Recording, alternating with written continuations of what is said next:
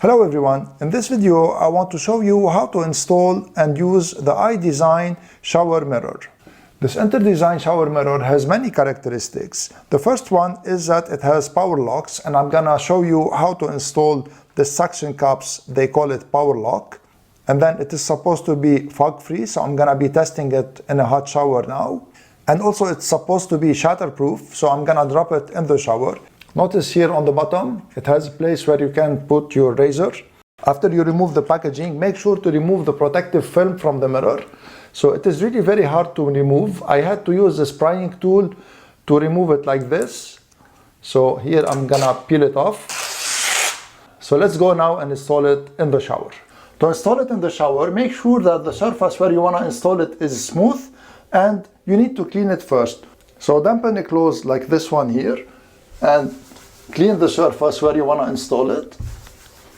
So with the same damp cloth, dampen the suction cups of the mirror so that it sticks very well, and then align it good, and then here push it in a little bit and then push it down like this, and this is a power lock mechanism activated like this. So now it is really very sturdy, and this is where you put your razor. And now I'm gonna perform the fog test. So I'm gonna turn on the hot water for a couple of minutes and see if the mirror fogs up.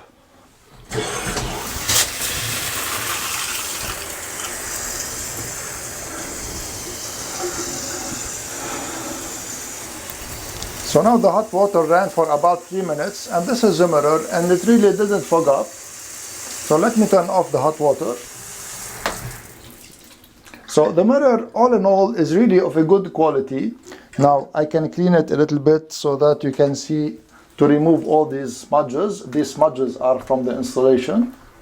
But what I don't like too much about it is that the reflection is a little bit distorted. I mean, it is usable, but the reflection is a little bit distorted. But this is not a big deal, but this is something that I really don't like too much. Now to remove the mirror, it's really very easy. You should push it up like this and then pull hard, and this is how you remove it. So now I'm gonna perform the drop test to see if it shatters. So let's perform the shatter test. And this is a mirror intact, and it didn't like shatter or anything like this.